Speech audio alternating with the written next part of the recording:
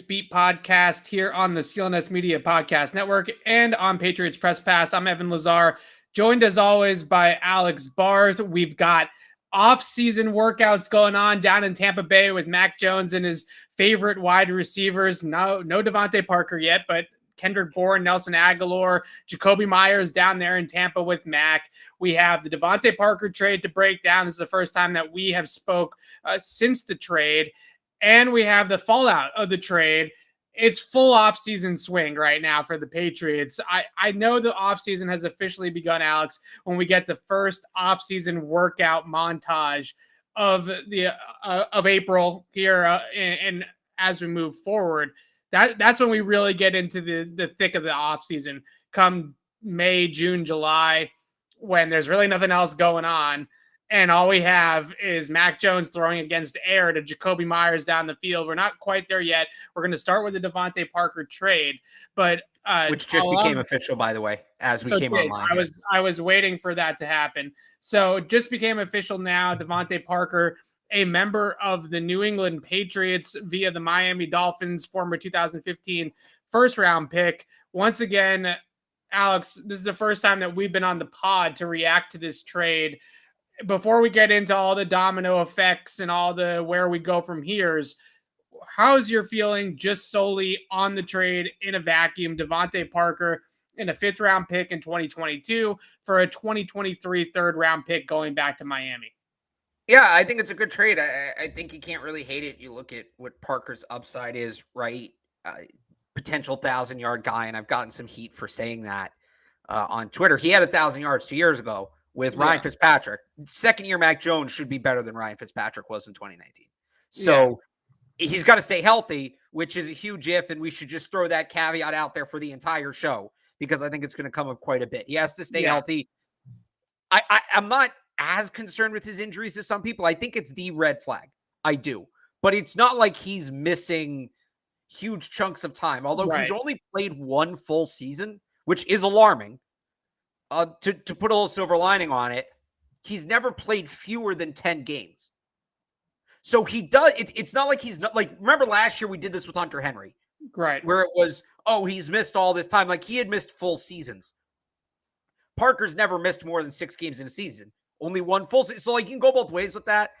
That's obviously the big caveat. That's the big if, right? With this, if he's healthy, I think if he's healthy, he's an upgrade over Nelson Agholor. He's now their best wide receiver. I think they're going to have a way to use him. They needed that big body guy, that contested catch guy, guys like that with a very accurate quarterback like Mac Jones you can take advantage of.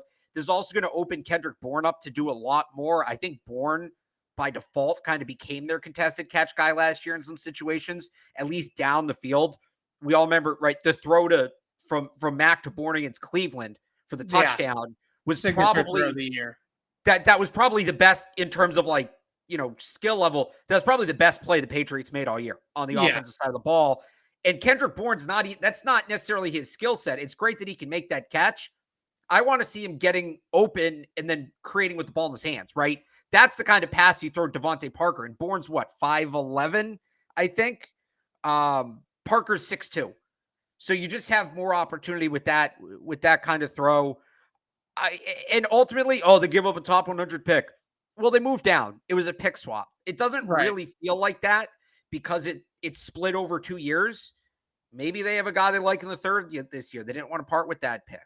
Who knows what the board will look like next year. They'll take their chances next year. They'll get the comp pick, which by no reason means that this is nothing, right? You could have had 2/3 next year. You still gave up a top 100 pick, but move down 80 spots to see if Parker still has it. And Parker's a top 32 receiver in the league if he does still have it. You can't hate that, right? You really, as long as he stays healthy, and if you're worried about that, that's fine. That's fair. As long as he stays healthy, it feels like a pretty safe deal. This isn't just blindly trading a second for Mohamed Sanu and then trying to force him out there on a bad ankle. Like that was a mess. People have compared it to that. It's not that. It's a different move. So DeVante Parker's injury history is all soft tissue stuff. It's hamstrings, it's pulls, it's things like that. On the one hand, that's a concern when a guy has consistently, especially a skill player, those soft tissue type of injuries.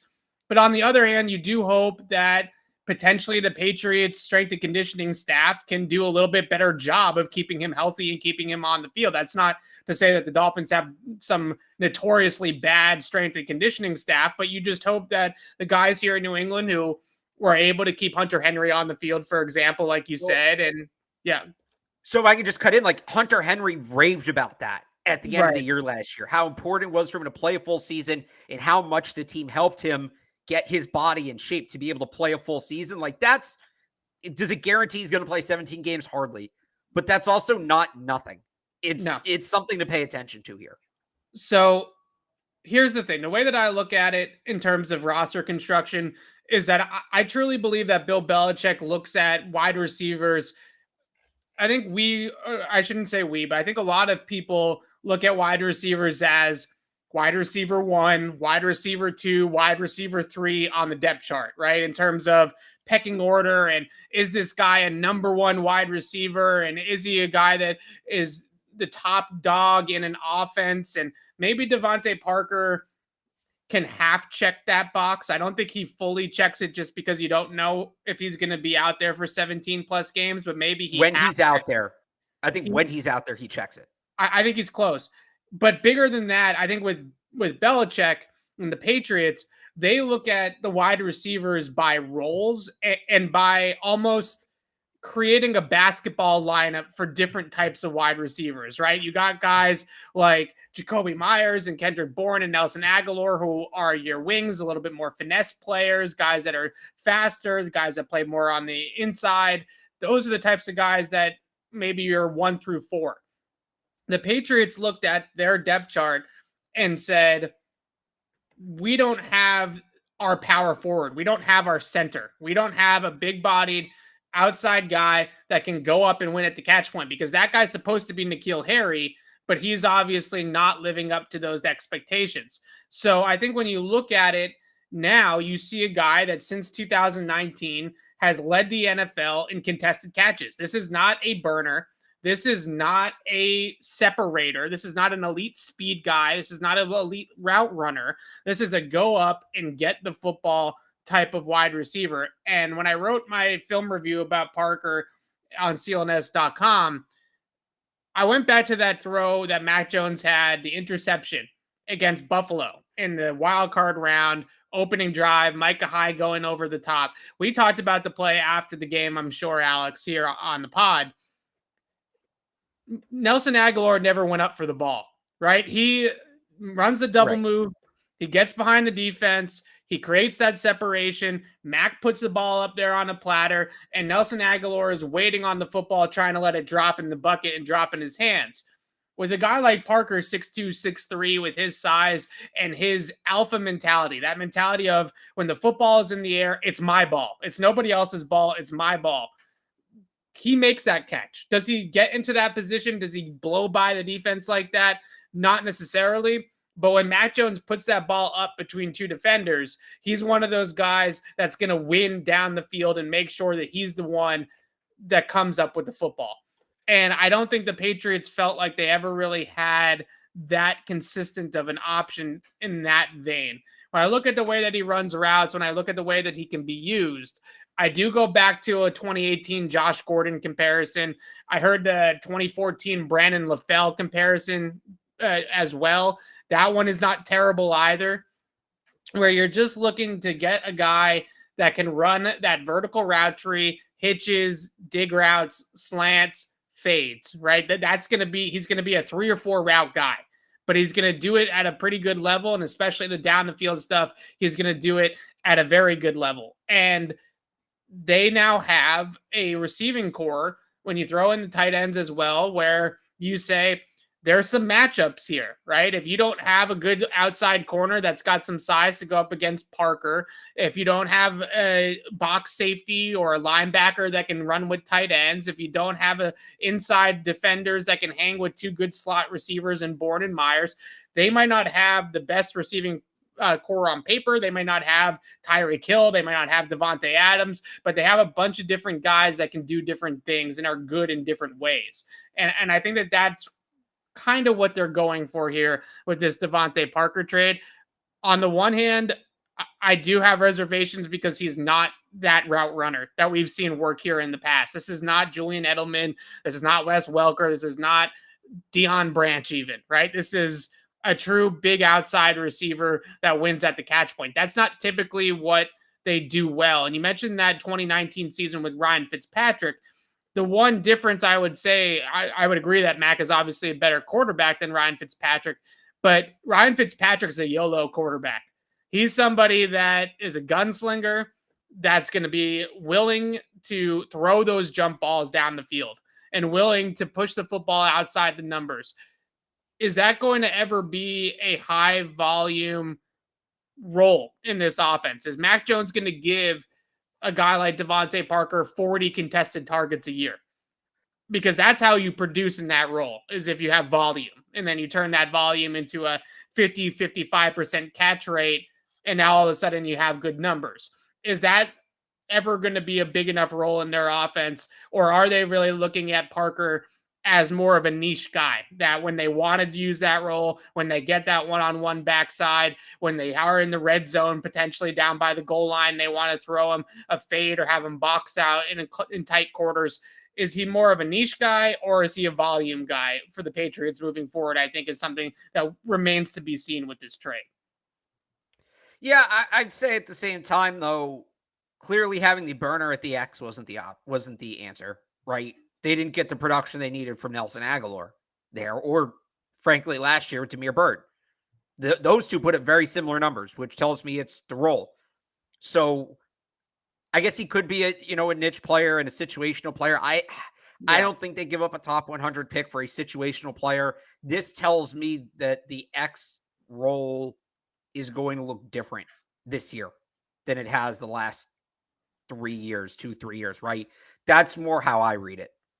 So my concern, right, I guess my concern is that although I definitely think that N'Keal Harry has to stomach some of the blame here, right? He has to take some of the reason why, if not the majority of it, of why it hasn't worked out here in New England. But we've talked a lot about this, and that is, did they ever really use him in the best possible way, right? Did they ever really allow him to be the guy that was going to allow him to thrive in their offense and in the NFL? Parker is a similar type of guy. I mean, I just mentioned the stats since 2019, leads the league in contested catches. That's where a lot of his production comes from. I like the player. I like the trade. I think it's good value, right? In terms of 2 years, $12.6 million for DeVante Parker, where you're only moving back a couple of rounds in the draft. That's a great value trade for the Patriots, especially with the way that the wide receiver market has looked. And we'll get to that in a second. This is a bargain of a contract. If the player puts up 800 yards, it's a bargain of a contract. But is it the skill set that all of us have been clamoring for? And is it the skill set that is normally produced here? Not necessarily, but I do think that he has more of a repertoire. And that's a big thing that I'm positive with on the move as well, is that if you look at his short and intermediate route tree, he has that ability to run a hitch, to run a slant, to run a comeback, and build compliments off of just the fade. So that's what keeps guys honest, is if you can run that dig route, if you can run that slant, if you can run that under, now you can't just sit all over the fade. You have to respect the fact that he might break underneath the defense. And that, I think, is something that puts him over the top in that sort of skill set that N'Keal Harry never touched that, right? N'Keal Harry could never build a route tree, whereas DeVante Parker has a multiple routes that he can go to in his bag. Which was the hope, that N'Keal Harry would eventually become that player, right? It just never got to that point. I would say, look at what they're doing on the defensive side of the ball, right? And they're making all these changes. And I think on offense, Josh McDaniels out the door. We know they're moving on, at least from the traditional fullback. Maybe things are changing on the offensive side of the ball too. Yeah. I mean, that's what we really thought going in. We didn't think they were going to change on defense. That kind of came out of nowhere. We kind of suggested maybe the offensive philosophy might change a little bit with no more Josh McDaniels, and just some of the personnel moves that have been made over the last couple of years. And I think we maybe lost track of that conversation with the defensive overhaul, but maybe this is the new thing. maybe this is it. I think they realized that what they were doing offensively forget the not having the talent, because I think that was only part of it. I think stylistically their passing game didn't make a ton of sense, right? The burner deep threat really only works if you throw them the ball occasionally. If you don't, teams are going to dare you to throw that because they're just seeing on tape you're not going to do it, right? So I think maybe there's a change in philosophy coming to the passing game. I still think they're going to lean heavily on the running game, as they should. They've got a good offensive line. They've got great backs. They play in the Northeast. Like, the running game should still be a big part of what they do. I'm sorry, Evan. I know that rips your heart out. But in terms of how the passing game is designed, I think maybe there's some philosophical shifts coming, and I think it's going to be for the better. And we'll really know after the draft, especially if they take a receiver. Yeah. So when you watch Mac at Alabama, definitely more of a vertical offense at Alabama. Now, granted, that was because he had DeVante Smith and Jalen Waddle and all these dudes out there that were running vertical routes. But at the same time, when you watched him at Bama, it wasn't the short and intermediate. He was chucking it, right? I mean, he was throwing the ball deep down the field. The biggest things that he attacked, and by the way, throwing it down the field to receivers coming out of the slot. Yeah, slot fades, over routes, deep crossers, whatever you want to call those, and go balls, right? Those are a big part of Alabama's offense. And guys like DeVante Smith especially, but Mechie obviously in that year too with Mac Jones, won a ton of battles down the field at the catch point. And I think that's where they're going for with this move, is that they do want to push the ball down the field a little bit more, hopefully. And in order to do that, they're going to need some guys that can go up and get it. And I think that that's a big thing that they wanted to get out of DeVante Parker. And the biggest thing is, go ahead. No, I just think the other thing it does, and this has maybe gotten caught a little bit in the weeds, but I talked with Phil Perry about this when I was on the Sunday Football Show on the Sports Hub Sunday morning. If Nelson Agholor is not at the X, it doesn't mean he's off the field. It gives them some opportunities to move him around. And he really wasn't true. Yeah. He really wasn't a true X until he got to Vegas in 2019. The idea of, because I've talked about this before, like they would run Mechie just vertically out of the slot at Alabama, and Mac was great with that. Mac was great because it's covered differently. It's a little more maneuverable as a quarterback. Take Nelson Agholor, put him in the slot inside DeVante Parker, have Parker use his size to come over the mid. Like, this is, kind of a basic example, but Parker slants over the middle. That clears it out. You shoot Nelson Agholor up the seam like that. Like, that's the kind of stuff they're doing at Alabama. Those big receivers come over the middle and use their size in traffic. You take the quick receiver, you run him up the hashes where he's dealing with a slot corner or safety, not a boundary corner. Like, that's where Mac's success at Alabama came from. It's where Tua, that's the Alabama offense. That's when they're at their best. That's what they're doing. They didn't really have that option in the slot. Meyer's a good slot receiver, but he doesn't have the speed. He doesn't have the speed to play that way. If Nelson Agholor can start taking some snaps out of the slot, that could be big. That could really change the way things move. Yeah, because I think a lot of us makes sense. Or no, yeah, I think a lot of us have been. This is where I was going with the next. Honestly, I wanted to talk about N'Keal Harry too, which we'll get here in a second. But the speed slot role that Nelson Agholor could potentially play, now that they have a true outside guy on the boundary and he doesn't have to do that, it's a big part of this trade in my mind as well. Because, like you said, if you watch Alabama, whether it was Waddle, Smith, Mechie, whoever it was, Mac Jones had to have had, I don't know the exact number. I mean, 50 plus completions off of over routes, right? Crossing routes going over the middle of the field. And like you said, it's a different route, because what you're doing really is you're attacking the safety in the middle of the field, and you're trying to stress. A lot of teams will play it single high, especially against teams that run the ball well, and you get that over route going against a single high safety, and you can run into a big pocket of space on the other side of the safety. And that's a big part of that offense. When you look at it and you say, okay, well, why does Mac throw that ball well? That route, as much as it's not the timing Julian Edelman, Wes Welker option route over the middle, you have to pace it out, right? Because the receiver is moving from left to right, and you have to be able to hit the spot with the ball. You have to be able to throw it to the landmark that both receiver and quarterback are on. So that timing and accuracy is really important in order to make that route work. The one play that I always go back to, two plays, honestly, both crossing routes. Nelson Agholor that big play against the Chargers early on in the Charger game. The Chargers were a big 3. They play a lot of quarters too, but in this instance, they were in 3. And he ran that deep over route against cover 3, and Mac dropped it over the bucket of the second level and right into the window and nailed it. And they got a big play out of it. It was one of the biggest throws of the year that they had just in terms of air yards down the field. That play, I always thought to myself, well, why couldn't we go back to that? Because that looked like Alabama Mac Jones.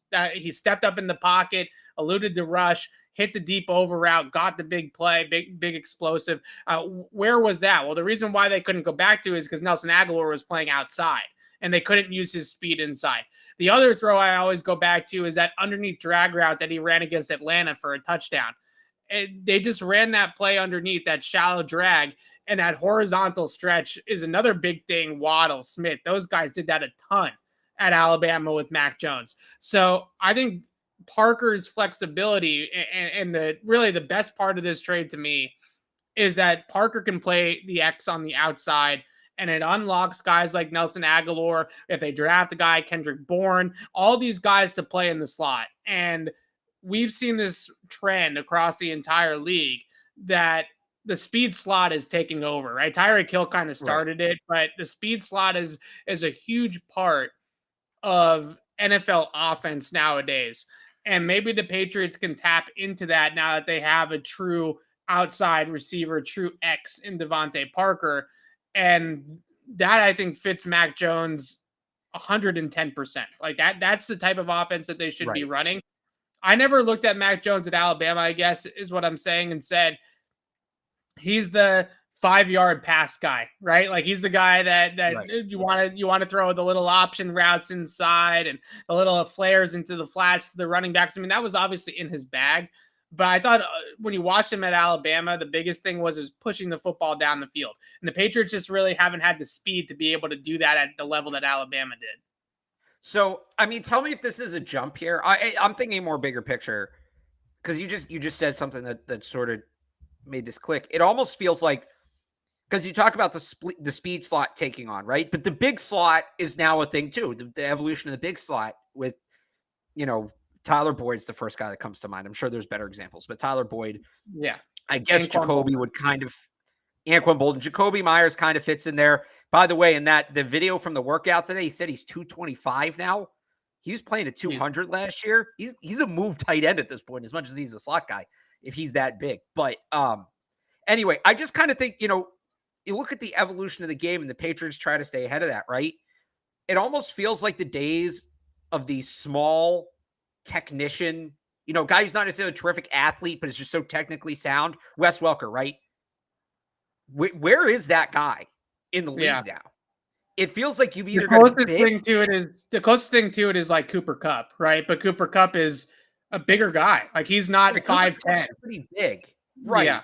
So it feels like you're going to be big or you're going to be fast to play in the slot. It almost feels like now the true technicians, those guys are playing on the outside, because the outside corners now, guys like Jalen Ramsey, right? Even Trayvon Diggs, J.C. Jackson, they're such good athletes. The only way to beat them is technically. You're not going to be bigger than them. You're not going to be faster than them. So it feels like what teams are doing now is they're trying to get those size or speed matchups in the slot, and they're putting the technicians on the outside to let them work on those guys. Like, I don't know if that's a jump. This is more like projecting, right? I don't know if that's a jump. And this is more than just the Patriots. But it sort of feels like that's the next evolution in NFL offenses. And NFL is a living, growing organism, right? It's always evolving. It's always changing. We talked about a lot of the changes on the defensive side of the ball over the last 10 years on this show here in the last year or so. But that kind of feels like a change that's coming on the offensive side of the ball. Putting a guy like Nelson Agholor in the slot versus a guy like Jacoby Myers feels like they're on the cutting edge by doing something like that. Well, they're probably behind the 8 ball on this in general, but they're finally catching up, right? Because Tyreek Hill is the prototype for that. I would say, honestly, maybe even a little bit before Tyreek Hill, like Deshaun Jackson was doing that like 10, 15 years ago, right? That's kind of it. But it wasn't at that point. I don't think he started the trend. I think he just did that, and people were like, "Whoa, Deshaun!" Like you didn't see people copying Deshaun Jackson, right? No, I because would say it started with Tyreek Hill. The biggest thing is that the concern has always been that if you put a smaller guy in the slot, he won't be able to take it, right? The wear and tear. Right.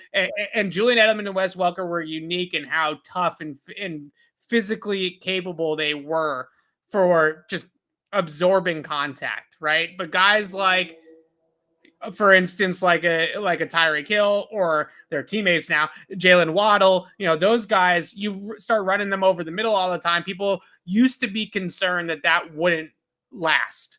Now they're so fast that they just don't get hit because they don't get caught, right? I think it's a number of things. They're fast.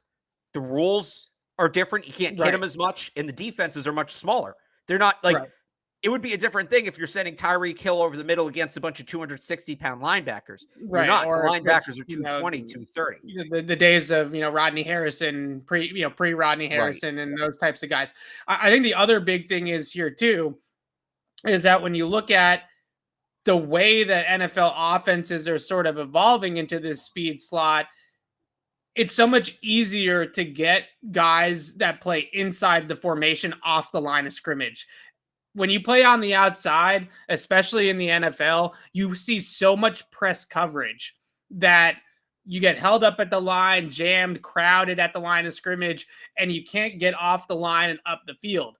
But when you start to move guys inside the formation, whether it's motioning them into the slot, having them in there, running them out of stack alignments, which is obviously a big Patriot thing, but also big around the league, go watch, for example, even take Tyreek Hill out of it. Go watch Cooper Kupp with the Rams. Watch how many times Sean McVay puts Cooper Kupp in a stack, right? Where he's behind the point man, and it allows him to just get off the line of scrimmage and not be inhibited at the line from opening up his strides and getting up the field. So when you play closer to the formation, when you play inside, when you play out of a split, when you play out of a bunch, that allows them to protect those guys against press coverage. So now when you have a guy like Tyreek Hill, or even a poor man's Tyreek Hill like in Nelson Agholor, and you have a guy that runs in the high 4.3s, low 4.4s, and he's releasing off the line of scrimmage, and there's no press coverage, there's nobody jamming him at the line, and he's already opening up, and at 8 yards, he's already going 20 miles an hour. Well, good luck trying to keep up with that guy going out over the middle of the field. So that's a big reason why the slot has always been a good spot to put those types of guys, is because they can't see as much press coverage naturally as they do on the outside. So it means the good things, I think, for the rest of the receiving core. And I talked about kind of the basketball lineup and how DeVante Parker's size and that ability, I think that allows you to kind of unlock some of those other guys.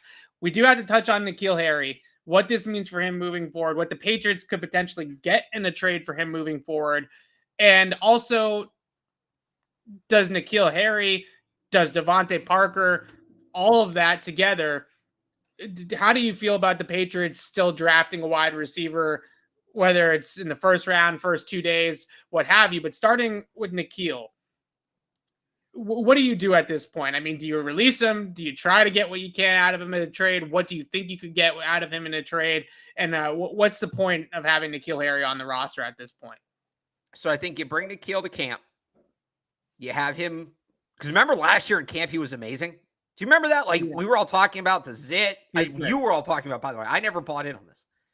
You were all talking about this is it. He's finally clicking. This is the year. They have their receiver. Do you remember who N'Keal Harry? Williams a lot in camp, so I was going to say, do you remember who he was going up against in most of those reps? Juwan Williams. Here's what you do. You bring N'Keal and Juwan to camp.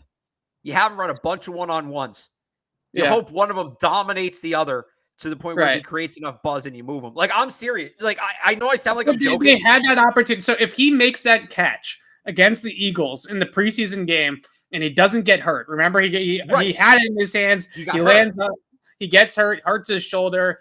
If he makes that catch, I truly think that the Patriots might have gotten something for N'Keal Harry at the end of the summer. Exactly. And so I'm saying do the same thing again. Put him out there against the fourth string. Yeah. Put him out there in camp, in preseason games. Put him out there against the worst of the worst. He's gifted enough that he's going to shine. We saw it last year. If you put him out there against XFL, USFL guys, he's going to be the best player on the field. Right. Put him out there in those situations. Yeah. Oh, look at what N'Keal Harry's doing. There's the buzz. You I don't get the think report. The Patriots are considering. I don't think talent has ever been the problem, right? He's a talented guy. He's an NFL athlete. His issue, I think, is along with potentially off-field work ethic stuff, right? I drive and just want to and study habits and workout habits and all those kinds of things. Beyond all of that, which I think is important, especially here, his issue is just plain old consistency. Like he runs hot and cold, right? I mean, there's moments that you can show people if you want to try to sell them to another team, like you can go out there and you can say, oh, look at this catch, look at that catch, right? I mean, there's actual catches on his tape against NFL talent in regular season games where he's going out there and making plays, but it's just so hot and cold with him that I think his focus, his consistency, his attention to detail, I think all those things are why the Patriots missed on this pick, not because of anything else. Again, put him out there against inferior opponents. Let him run it up. You get the little reports out there. The Patriots are suddenly considering giving N'Keal Harry a big role in the offense, right? You build the aura, and then you pick swap him. You trade N'Keal in a 7th for a 5th. Like, I'm not saying you're going to get a ton for him, but you could maybe move up 50 to 100 spots on late on day 3, and that's not nothing. That's not insignificant for another player who's not panning out in his spot. Maybe right? maybe it's that. To me, it's the trade is N'Keal Harry in a 7th for a 5th. You can do that. Call it a win. You walk away. I think that's what you're going for. I would just, as they said in the chat, I would just start sending teams that catch against the Colts last year in the regular season game, right? Start sending it to teams. Say, hey, look, we just didn't throw him the ball, right? Because he wasn't our type of guy. But if you throw him the ball downfield and he's one-on-one with the DB down the field, look at what he can do. He can go out there and make these catches. If that's part of your offense, if you are a chuck it and duck it type of offense, then he can potentially produce a little bit better in your scheme than ours. That's the selling point. Will a team buy it? Will a team buy it? That's a whole nother question. That's what I'm saying. Let him go Moss Chuan. Let him go Moss Chuan for 3 weeks in camp. Yeah. I think more importantly than what did the Patriots do with N'Keal Harry? I think we all are aware that N'Keal Harry is not a part of the future in New England, whether it's by trade, release. He's on the last year of his contract. They're obviously not picking up his 5th-year option. Moving forward in the draft, the Patriots have always been reluctant in using premium picks on wide receivers. They've only drafted 7 guys in the top 100 in the Belichick era, 1 guy in the 1st round. How do you think that the DeVante Parker trade, I think on some ways the DeVante Parker trade makes it so you don't need to draft a wide receiver early, but I'm still going to make the case that they probably should draft a wide receiver early. But where do you fall on this prism? Because they haven't had good success with it. They don't necessarily have an opening immediately on the roster for that guy to play. But I think for market purposes, right, for value purposes, there's a really good argument that says that they still need to add wide receivers and continue to look at that position. All right, let me start with this. Jameson Williams, we need to stop with Jameson Williams, okay? I posted my mock draft. I traded down from 21. Passing on Jameson Williams, rough look. You can't pass on Jameson Williams. What are you, an idiot passing on Jameson Williams? If he's there at 21, they should run the card up to the table. Right. I don't think he's there at 21. I don't think people understand. Like, Jameson Williams, had he not gotten hurt in the national championship, is a top 10 pick. Yeah. There's no debate about it.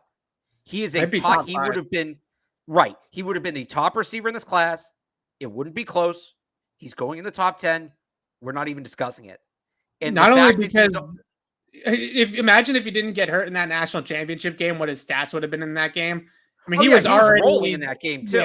Yeah. He was already off. He's not going to be there. He's not. He's already running. Like, the injury looks like less and less of a concern. He's not going to be there. If he's there, again, run the card up. I'm not saying they shouldn't take him. I'm just saying stop using Jameson Williams at 21 as like a default thing. I know sometimes he's there on the PFF simulator. He's not going to be there. He's just not. Yeah. That all being said, should they take a receiver in the first? I still think receiver is kind of that luxury need. I think, this is a great receiver class. They won't pass on a receiver. You mean like last year when it was a great class and they passed on a receiver, or the year before when it was an all-time great class? It's a deep wide receiver class. It's a deep wide receiver class. So I wouldn't say that it's at this point. There's no Calvin Johnson. There's no AJ Green. There's no Julio Jones. Well, there's Jameson Williams. At this point, he wasn't hurt, right? At this point, it's all average, right? At this point, I think these classes are all average. Like the class next year is going to be just as good. It's a great class next year. You've got Jordan Addison, Jackson Smith and Jigba, Zay Flowers. You got next year will be loaded too. I think they bought themselves time by this deal. I think, they can address a much bigger need in the first round, whether it's corner, whether it's a linebacker, an edge rusher. I was going to say whether it's tackle looking ahead or whether it's guard. Tackle. They can address that need. I'm not against taking a wide receiver high. You mentioned value. I look at it. If Parker pans out, he's under contract through 2023. They have their big outside receiver. Jacoby Myers is a pending free agent. And if Jacoby Myers catches 85, 90 passes again, he's going to get paid. Like, he's going to get a big, fat contract. And I don't think it's going to be here. I look at Sky Moore in the second round, John Mechie in the second or third round, right? Bo Melton later. Like, I'm looking at, I think they should take a wide receiver this year. I want to get the slot guy. Go get the slot wide receiver who's going to learn from, and by the way, they don't have any depth behind Jacoby either. So they need somebody to back him up. I guess maybe Christian Wilkerson, but not really. Go get the slot guy this year. That guy backs up Jacoby. He takes over next year. And then next year, you do the same thing on the outside. Next year, you take the outside guy who will have a year behind Parker, and then you go from there. So, if they take Jameson Williams 21, great pick. Excellent pick.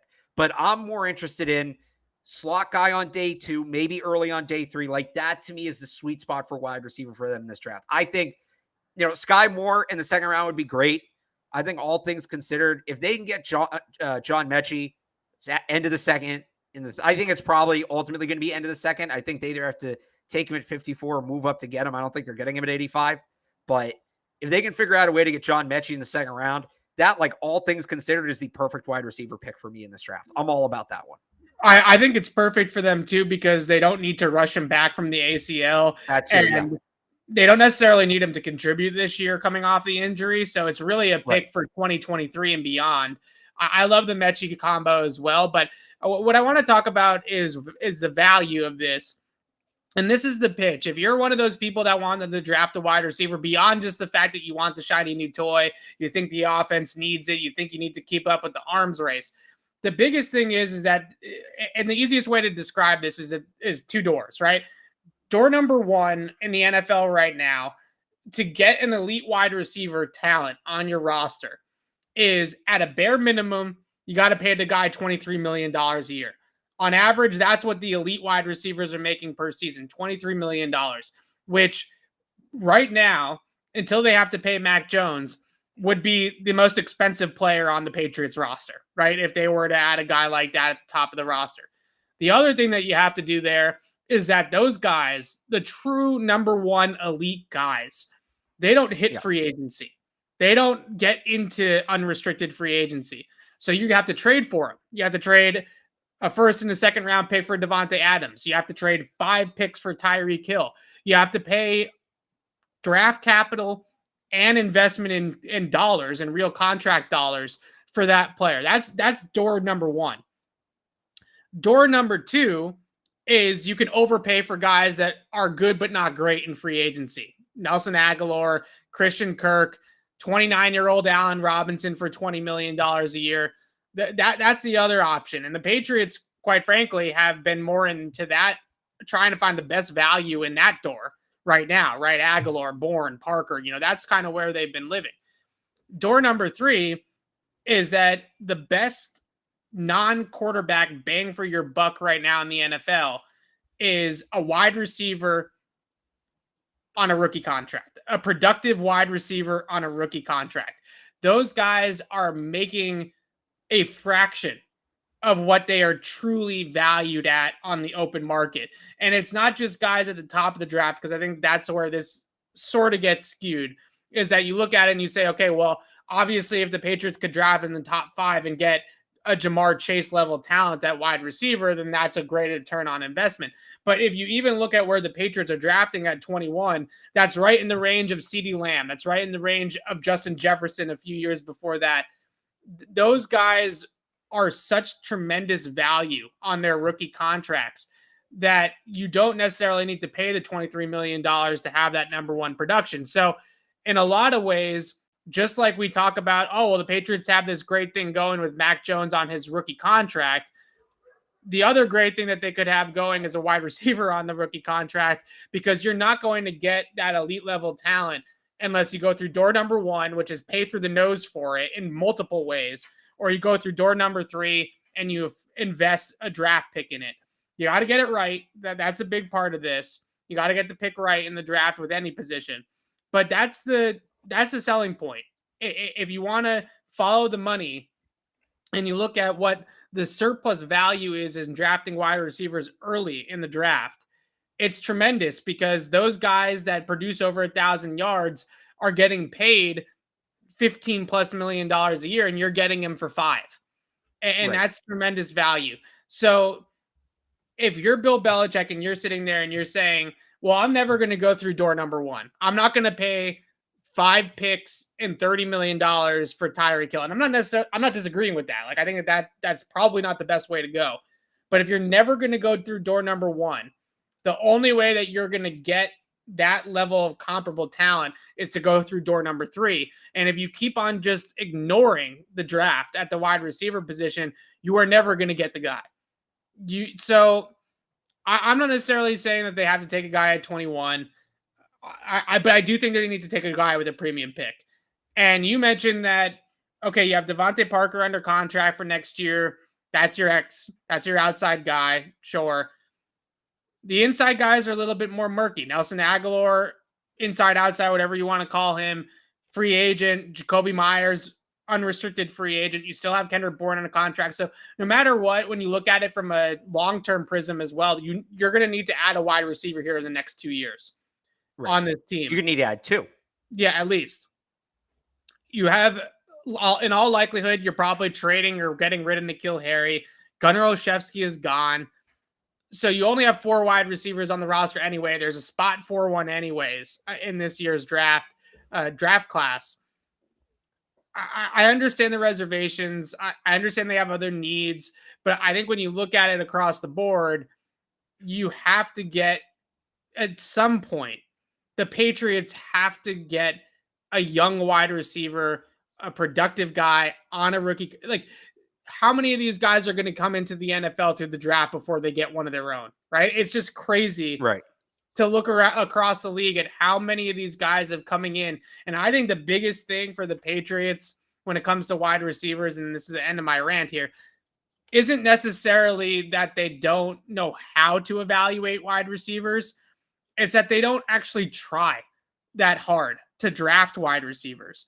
Because if you look at the teams that are the best at this, the Steelers, teams like that, they also have great investment at the position. So at some point in time, you have to invest in that position in order to get something out of it. And if you just keep on looking for 7th round guys like Trey Nixon or looking for UDFAs like Jacoby Myers, you're not going to be able to ever get where you need to go. And that's the game nowadays. Do you want to trade the capital that the Raiders or the Dolphins gave up for their guy? Or do you want to take a stab at 21 on Chris Olave and hope that he turns into your guy? I mean, those are the 2 options that you have. My guess is, though, is that Bill Belichick probably thinks that wide receivers don't matter to a degree and thinks that all of it's overrated. But I do think that in today's game, you need to keep up a little bit.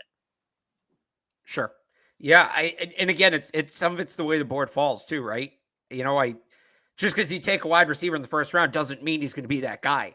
Right. And I don't know, with the momentum they built last year, I don't know that this team can afford another N'Keal Harry situation where they can afford to miss. So let's say they like Olave, they like Williams. Those guys are gone. should they force Jahan Dotson if they don't believe in him just to get that guy? Like No. that's again where I think that's the benefit of the DeVante Parker trade to me is Right. that if you're not 100% convinced that the guy that you are thinking about taking is going to pan out for you, and I know you're never 100% convinced, but you know what I mean. If you're Right. not really confident about it, now they don't have to reach on a wide receiver because they have enough NFL talent on the roster to not have to reach. But if Jameson Williams is there, if Chris Olave is there, if you get into the second round and you're on the clock at 54 and Sky Moore is there, or you feel great about John Mechie and his health and his evaluation, now you can find the right marriage between the board and what you're looking for and line those things up. But you got to take some stabs. Like, you can't just sit back and not do it at all. It doesn't have to be in the first round, but you got to start to take some bites at the apple here. So again, that's like, I agree with you, but there's a fine line between that and it's just forced, like, picking players for the sake of picking them without going off the evaluation. Right. That's why, again, and I think day 2, early on day 3 is the spot to go. And for all of their issues with receivers, big picture, they've been okay with slot guys. Granted, a lot of them were undrafted, but Edelman's, I guess, his own thing, if you want to say that. 7. But they found Myers. They found Braxton Berrios, who's turned into a decent player, right? No, I don't say Edelman undrafted. Edelman was a quarterback, is what I meant. But Deion Branch in the second round is probably their best pick ever. Like, I know Edelman is their best wide receiver pick. Well, just even drafted, recently, I would say. I mean, would you say Braxton Berrios is a starting caliber slot receiver? I don't know that he's an all-pro, but he's a slot receiver. Yeah, as slot receiver. Would you say he's a top 32 slot receiver in the league? Probably, yeah. Right. Okay. So in the last 5 years, in the time we've been on the beat, they found 2 starting caliber slot receivers in Myers and Berrios, right? Yeah. I trust that if that's what they're going to do, I trust them more in the slot than I do on the outside. I like this slot draft, especially rounds 2, 3, 4. That's where I want to see him take the receiver. Go get an immediate day 1 playmaker or a potential franchise left tackle in the first round, right? That's unless it's Penning, which I'd be into Penning. Unless it's Penning, based on who we think is going to be on the board, go get somebody who's going to be a factor year 1, week 1 in the first round. And then on day 2, go get the slot guy. That to me is that's the picture. Well. Yeah.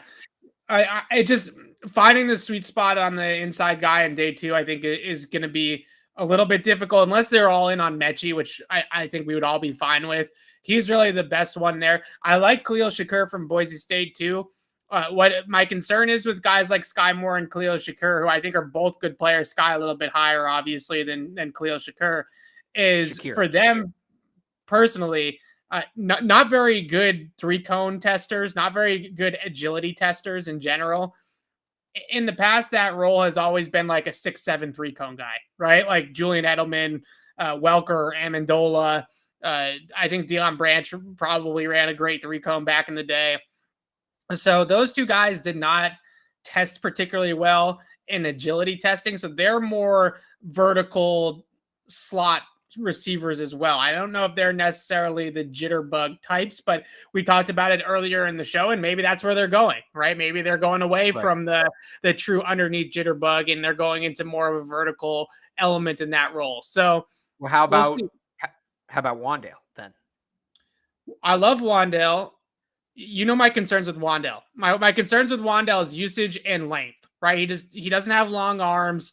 He's got a really small catch radius.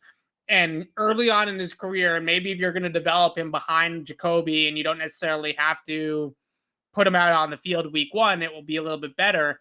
But what does his role look like without a true offensive coordinator, right? Are they going to be able to use him properly before Troy Brown gets with him in the bag and gets his route running to where it needs to be for him to be a true slot? Where are they going to use him? How are they going to use him? That does, concern me a little bit, especially with their coaching staff. I'm just like, because the other thing too, when you've seen it outside of one pick in Kyle Duggar, they've been Rutgers, Alabama, Oklahoma. I mean, they're going for blue chippers, whereas that's kind of where I wonder if they'd have paused. Sky Moore, Western Michigan, Khalil Shakir, Boise State, Wan'Dale Robinson, Kentucky, SEC, a good Kentucky team. Another thing, and this isn't just the Patriots, a lot of NFL teams do this. And it's something to watch leading up to this draft. When you see programs that aren't traditionally dominant, right? And Kentucky's not traditionally dominant in football. They're an SEC school. They're towards the bottom of the SEC. When you see programs that aren't traditionally dominant go on these 3 to 4 year runs where they suddenly get themselves on the map, a lot of times NFL teams will see that and see, okay, there's a player or players in that class that sparked this, both on the field and off the field, because a lot of that is culture too, right? And Kentucky's coming off a pretty successful 3-year run here. And there's a lot of Kentucky guys in this draft that make sense for the Patriots. Wandale, Darian Kennard, Josh Pascal, Yusuf Corker. There's a ton. I know there's more, but anyway, from Kentucky, Marquand McCall too. Marquand McCall, thank you. Yeah. Kentucky's one of these schools where they were kind of a basement team in the SEC. In the last 3 years, they really got it going. And they kind of remind me of UNC in the ACC a little bit, where like they have so much NFL talent, but they haven't necessarily hit that stride in terms of being a ranked team. That's because they didn't have a quarterback. They're a pass-heavy offense without a quarterback. Where's Sam Howell supposed to go again? Thank you. Yeah. But just like that UNC team like 2 years ago, Adimi Brown and the running backs, and like that team was absolutely loaded with NFL talent. This Kentucky team feels kind of the same. They really do. But again, it's that this year's class that's coming out established that, right? Somebody brought up Cincinnati. Cincinnati's another really good one. Cincinnati's coming to the end of this really run. Obviously, well they're the first non-Power 5 school. Like that's a 3-year run that pops out compared to what Cincinnati normally is. So teams are going to look at that and say, there's something about the class that came in 3 years ago that's special. I'm trying to think of other examples that are on some of those runs. Like I can think going back, like the Chip Kelly Oregon teams, right? Like those players shot up draft boards because there was just something about culture during that window that teams wanted to be a part of. Honestly, I think Oklahoma. I think you're going to see the number of draft picks from Oklahoma after this year plummet because that program is going through a monster shift right now. So I don't remember why I started on this, but it's just something to watch when you can go through. If I'm missing one, like mention it in the chat. Maybe I missed it. Somebody brought it up. If there's a program that's not a traditional powerhouse that is on the back end of like a 3 to 4 year, run, teams are going to look at that. And there's players that maybe would be like late day 3 picks that move up into the middle of that round, or maybe 3rd round picks that move up into the 2nd round, or things like that, because teams want to tap into whatever that recruiting class did to help elevate that program. By the way, in the chat, we took Christian Watson in our mock draft on Thursday, and our guy D22 wasn't there. He didn't see us take his guy. Come on. I see people in the chat talking about Christian Watson. We talked about him a lot on Thursday. We drafted him in the 2nd round. I like Christian Watson too. Yeah, go ahead. I'll give you 2 more of these programs that are on rises right now because I just pulled up the top 23 actually that I remember. Oklahoma State. I think it's a really big year for Oklahoma State guys in the draft. You've had some good NFL players before this too. They have, but they kind of went through a lull a couple of years ago, and they're kind of back now. Houston. Oh, yeah. Houston had a great run. We haven't talked about Marcus Jones much on the pod yet, but we will. Marcus Jones, Taylor Hall, like that. Even to Eric King, who ultimately transferred coming out of Miami, and he met with the Patriots. Houston just had a massive culture shift. They were, a fringe mid-major team, not mid-major, group of 5 team. They're now moving to the Big 12. They just had a great run. The other one, Evan, you're going to laugh at me, and this is maybe more next year than this year, but there's a couple guys from this team in this draft. Coastal Carolina. No. Well, Isaiah Likely, Jeffrey Gunther. I love watching Coastal now. This is sort of something that I like to do a little bit in the off season, is watch teams whose schemes are just way ahead of the curve in college, because more so when they had McDaniels, but even now, they'll probably dip into some of those college offenses to try to pull some things. It's not like they're going to reinvent their whole offense around a team like Coastal, but Coastal's scheme, wide open, zone run based, obviously, but a lot of the things that they do at Coastal is all the trends, right? Like that's like what all the nerds want everybody to do, is what Coastal's already doing. They're really ahead of the curve type of team and type of program. It's a really fun team, especially on offense, to watch them play. So again, what I'm saying, like, and I know we're kind of off the rails here, but this is what we like. This is the best content on the show. When we get into like the theory of how teams are built or how schemes are built, I think that's when we're really in our bag on this show. So there's, I think, three coast. I'm trying to pull it up. There's 3 coastal players in the draft this year. Isaiah Likely, who's a local kid, by the way. Jeffrey Gunter, who's a day 3 edge rusher. And I can't pronounce his name. They have a wide receiver who's supposed to go in the 7th round. Next year, dude, Grayson McCall should be a top 5 quarterback off the board. Anyway, my point being, Coastal was an FCS program not that long ago. And they had in 2020 the game against BYU, Mormons versus Mullets. They got on the precipice of the college football playoff. They had another great year this year. If I'm an NFL team, I look at that program who went from nothing to becoming one of the most, must-watch programs in college football. And those guys love playing there. You can tell. They love playing there. They love playing for the coach, all that. I look at what happened there and think, I want some of that in my locker room. How do I grab a guy who enjoys playing football and has that much buy-in? How do I get somebody with that mental makeup in my locker room? Like, I think Coastal, man, that's going to become like, they're going to have a little blip here as a little bit of an NFL factory, I think, for the next couple of years. And then we'll see what happens, however long the coach stays there. And I'm blanking on his name. Yeah, fun school. Really quickly before we sign off here, and you can get on me for not liking the Masters and not liking golf here in a second too, Alex. But first and foremost, I gotta get this out. The fact that we are talking about the Patriots taking a guard in the first round is driving me up an absolute wall.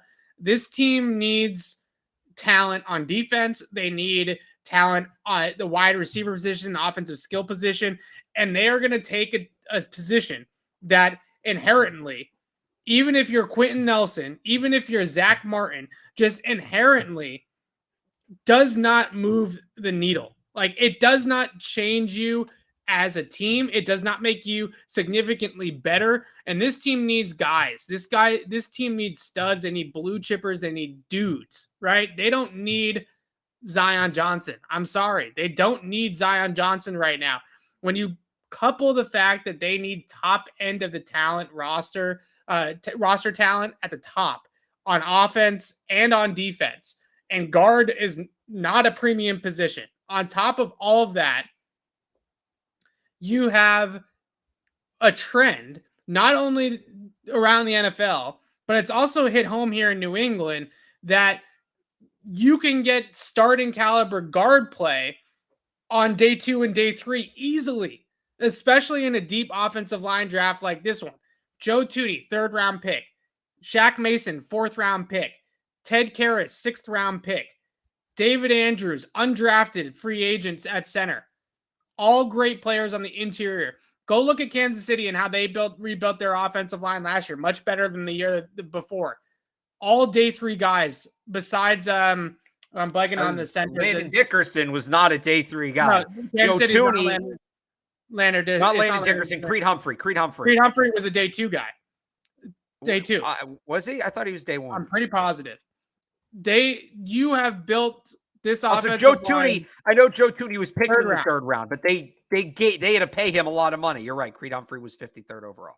Yeah, but eventually down the road, you might have to pay that guy. I'm just saying, to find that guy in the draft, there's really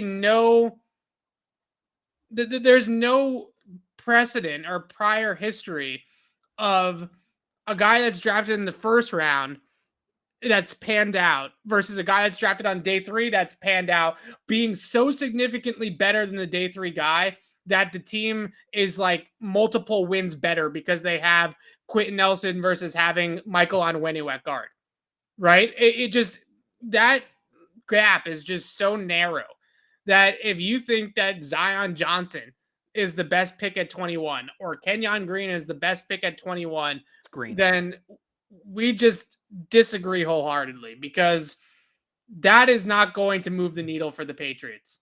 That is not going to make the Patriots compete with Buffalo. You think drafting Zion Johnson is going to help the Patriots in a playoff game again against the Bills or against the Chiefs or against any one of the powers in the AFC? Please. Not going to do anything to help the Patriots in that game.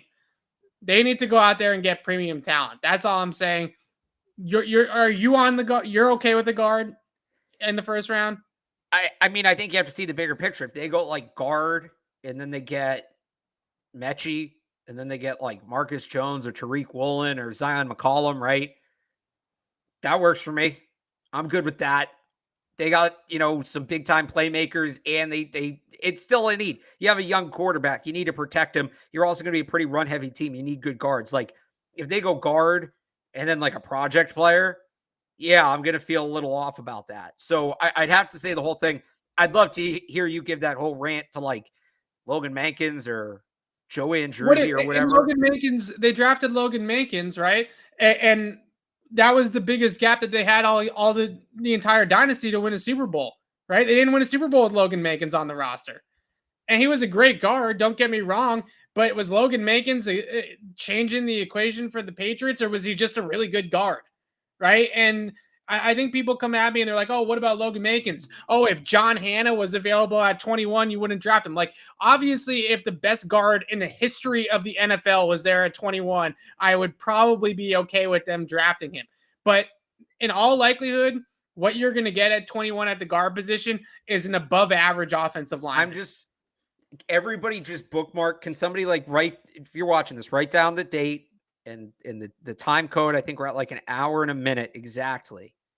And when Drew Desjardins is getting blown up in October and Max getting his ass kicked. But you know that they're gonna take a guard at some point, or a player that can play guard at some point. And I'm totally on board. Not a very deep guard draft. I disagree. I think it is a decent guard draft. I don't want one of these tackles that's like, oh, he's not good enough to play tackle, so let's stick him at guard. No, I mean, but they need a guy who can play along those lines for a second, though. That's exactly what they did with Mankins and exactly what they did with Joe Thuney. Mankins was a college tackle. Thuney was a guard. Thuney was a guard in college. Thuney was a college tackle. Go look it up. 100%. College tackle. They moved him inside. Sean Ryan, one of those guys. Jamari Saylor from Georgia, who I had in my mock draft today, one of those guys.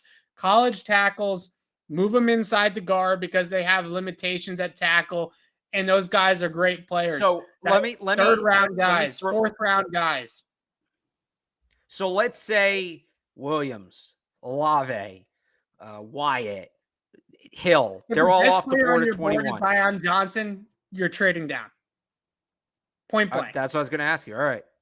Yes. If the best player on your board is Zion Johnson or Kenyon Green or Linderbaum, who's a center, by the way, Linderbaum. Well, Linderbaum's he's not big enough to play guard.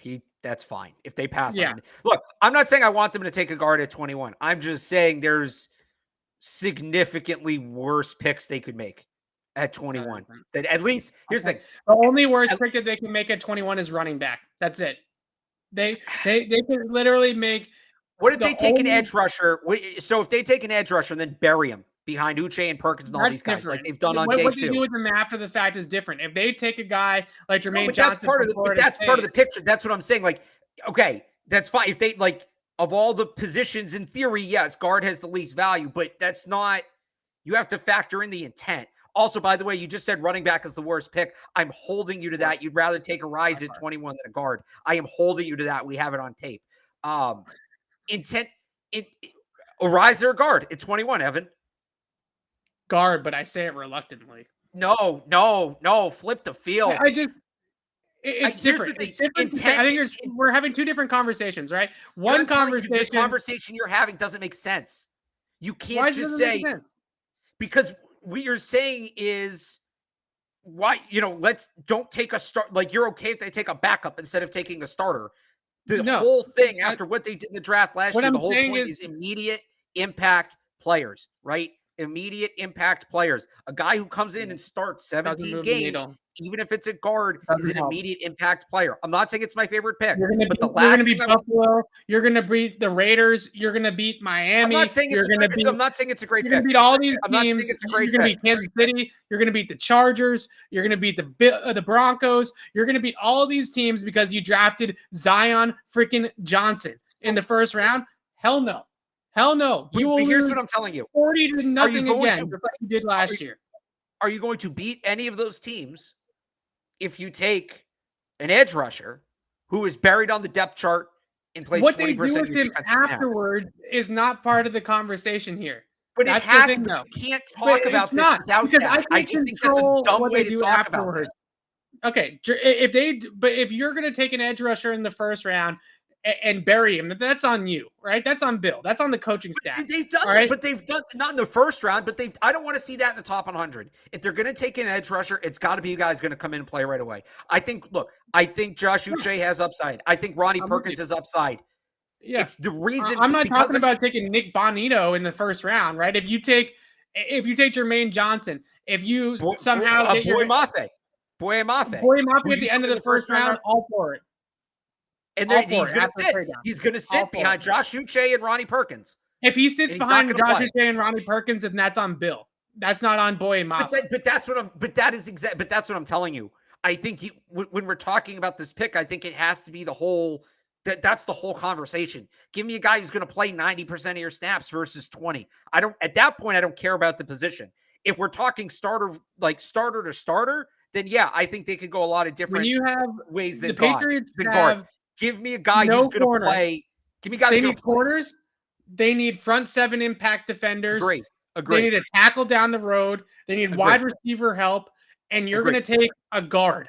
And look, I get it. If you think that the guard is generational, if you think the guard is so good that you just can't pass it up, then fine. Then take the guard because he's the best player on the board, yada, yada, yada. I won't agree with it, but go for it. And he'll probably be a very solid player for the Patriots. If they pay him after his rookie contract, they'd probably be a good player for 10 years here in New England, right? But it is not going to help you in the long run beat any of the teams that are in front of you right now in the AFC if you have a guard that's an all-pro. It's not going to matter. Fine. All I'm saying, and people say I'm screaming for a guard, that's not what this is. The first round pick, pending injury. I'm not saying reach. I'm just saying if you have a guard, if you come up at 21 and Zion Johnson is the best player on your board, then trade down so that somebody else is the best player on your board. I would agree. I would agree. But at the same time, I would say first round pick, whether it's a corner, receiver, guard, linebacker, whoever, 70% usage rate minimum. That needs to be the opportunity there. Talk to the coaching staff. Unless they take Penning. That's the one exception. If they take Penning and if they think he's a generational tackle, a franchise tackle, and he's going to sit behind Wynn for a year and then slide in, I'm fine with that. Outside of that, has to be a 70% usage rate guy. Like, this was the whole thing last year. We were waiting for an immediate impact rookie. It had been years really since they done that, and they got 3 of them. They need to do that again. They need to. And you know what? I would rather take an immediate impact starting guard than an edge rusher who's going to spend the majority of his rookie year on special teams. That's just that. That's how I feel. That's how I feel. If it comes down to it, trade down. Trade down. I agree with you on that. But whoever they take in the first round's got to play. Talk to the coaching staff. If a guy doesn't play, that's on them. That's not on the evaluation. That's not on the draft strategy. That's not on the thought process. But isn't that part of the draft strategy? Don't you have to draft it? When you don't just draft a guy, like not in the first round, maybe in later rounds they do this. You don't draft a guy and then say, all right, now what are we doing with him? I guess my point is that that's on. You have to have a plan. If they don't feel like Boye Mafe can play for them in year one, if they don't feel like, go down the road, Andrew Booth Jr., Dax Hill, Kyrie Elam, whoever it is, right? If they don't feel like that guy can play in year one for them, then that's on them they know that going in, right? Like that's on them, right? My point. What I'm saying is this has been an issue. This is, I think, why they're in the spot they are. Besides last year's draft, I think they had a habit of drafting guys who they liked without really having a plan, and it throws off the development. N'Keal Harry, Juwan Williams, Chase Winovich, like I don't necessarily think those guys were bad prospects. Juwan Williams didn't see the field until year 3, and I'm not saying if he played right away he would have been great, but that screws with the development. Chase Winovich wasn't a scheme fit. They liked him, but they tried to turn him into a completely different player. They did the same thing with N'Keal Harry. All I'm saying is if you draft a guy, have a plan. And it might be easier to do that at guard than some other positions. That's my point. I'm not saying they should take a guard. I'm just saying I hope they don't just say, well, wide receiver's a premium position, so we're going to take Jahan Dotson and then just butcher Jahan, like with no idea how they're going to develop it or how they're going to use him in the offense. That's all I'm saying. If you feel like if there's a corner on the board, if there's a player at any level of the defense, like if you want names, right. like if Devontae Wyatt or Devin Lloyd or Keir Ilum is on the board at 21 and the Patriots pass on that guy to draft an interior offensive lineman, then that's a mistake. Fine. It's a mistake. I agree. Yeah. I agree with that. I agree with. If Jameson Williams on the board, mistake to draft anybody else besides Jameson Williams. That's I guess where my point is with this. Okay. Is that that's fair. You need impact guys that move the needle for you, and offensive line, and we've seen this in New England for so many years. That offensive line is so much about the sum of the parts. The 5 guys working together on a string, seeing it through the same set of eyes, the big words up in the O-line room in Foxborough at One Patriot Place, see it through the same set of eyes. If you have 5 guys, this is why Ted Karras played last year over Mike Onwenu, right? Because chemistry, continuity, right, playing together is more important than overall raw talent. So if you have 5 guys on your offensive line that all do it at a good level and all see it through the same set of eyes, it doesn't matter where those guys are drafted. You can put together good offensive line play. But what you can't do is get players at other positions, at premium positions later on the draft and hope that they pan out to be as good as the guys at the top, because that usually doesn't work out, especially nowadays. So that's my main point here, is that I know that the Patriots, especially with Dante Scarnecchia helping them out, is going to be able to find them a starting caliber guard in the 3rd round or the 4th round, somewhere around there, 5th round, 6th round, whatever. Mike Onwenu was in the 6th round. I know that they'll be able to find that guy there. So picking him at 21 just seems like such a waste of a 1st round pick, especially with where their roster is right now. And we've spent 25 minutes on this now. So it's a good conversation. I totally agree. I think we're ultimately just arguing 2 different points here. I don't disagree with what you're saying. I'm just saying. I get what you're saying. You don't want them to draft Boye Mafa and have him sit on the bench for 2 years because he doesn't set the edge well enough or something. Right. Don't just draft a shiny new. You don't just draft a player because he pops on tape unless you know what you're going to do with him. Right. Yeah. That's my point. We're going to draft this guy. He's going to come in. He's going to play this role on the offense, or he's going to play in this package defensively. We're going to give him this assignments. He does, like, basically, here's the thing. When they draft a guy in the 1st round, again, Penning's the one exception to this because I think tackle's just such an important position, right? Yeah. When they draft a guy in the 1st round, here's the question that immediately needs to be answered. What does he have that nobody else on the roster has? Right. What is he going to add to the team that nobody else is going to add? We should immediately be able to answer that question. Is he your starting outside corner? Is he your starting Mike linebacker? Where is he going to play? What role is he going to play in? Absolutely. Right. So that's to me, ultimately, like, that's a lot how I evaluate at least top 100 draft picks. What is this guy adding to the team? What is his role going to be immediately? What does he do that they need done? That's all I'm saying. Please answer that question with the 21st. I guess my point is technically a guard answers that question, right? Hypothetically, if they drafted Kenyon Green, he's going to start at left guard, right? That answers the question. Now, is that the best use of that pick? I don't think so. Probably not. But at least he answers that question. I finally have figured out how to actually articulate this. 25 minutes. Yeah, no, I get what you're saying. Answer that question. Yeah. The problem is I don't think Kenyon Green at 21 playing left guard does you anything jack. Does you jack against Buffalo. Nothing. You're saying there are other guys who will answer that question, right?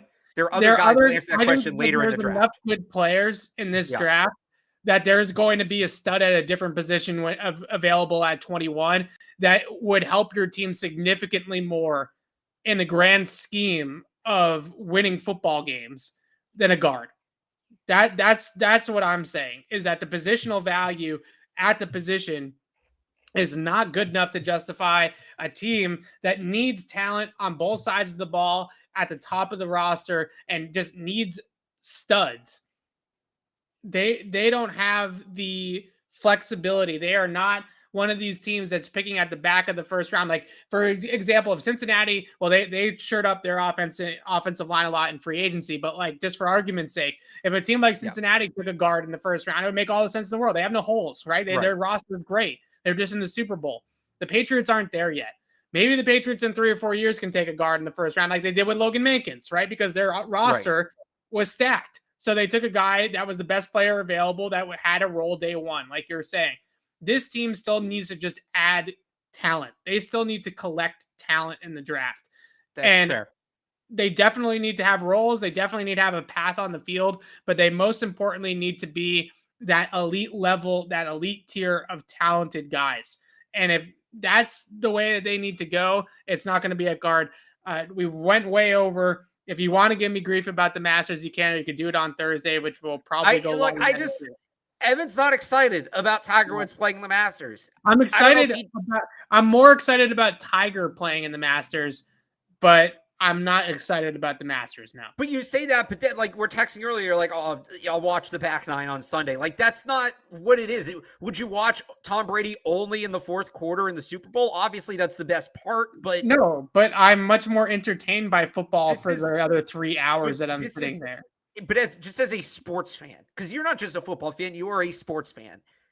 This is the greatest of all time on the biggest stage. Returning after 2 years off. He's a year removed from a car accident, which he nearly lost his leg. I'm not talking about Tiger. I'm just talking about the incredible theater. Whole thing. Again, like I said to you earlier, if it's the back nine on Sunday at Augusta and Tiger Woods is a shot off the lead, I'll have it on my TV. Until then, I don't need Thursday through Saturday. It's getting there. It's the process of getting there. That's it's the journey. It's the journey. Like, it's the journey. I know that sounds cheesy, but that's what it is. No, it's not. You hate fun. You're not going to get it. I shouldn't have expected you to get it. You hate fun. Can't. I can't do it unless it's the end of the tournament and there's real stakes. I just can't. I can't get up for it. I just can't. I understand people that like it. I don't know. I can't figure it out. All right. Thursday, I'm actually going to run along with Alex, the Patriots draft board. So if you want me in the room or you don't want me in the room, you can still figure out what we do in the draft on Thursday for our third mock draft of the year, of the offseason here. First one, we got, I think the first two did not go particularly well at the top of the draft. It's going to go better this time. I'm going to take a different strategy on this. I'm going to let Alex for sure make the pick in the first round. I think, Alex, you tend to stick more at 21 than I do. I'm like, we're getting out of here, right? There's nobody good left. Trade out of here.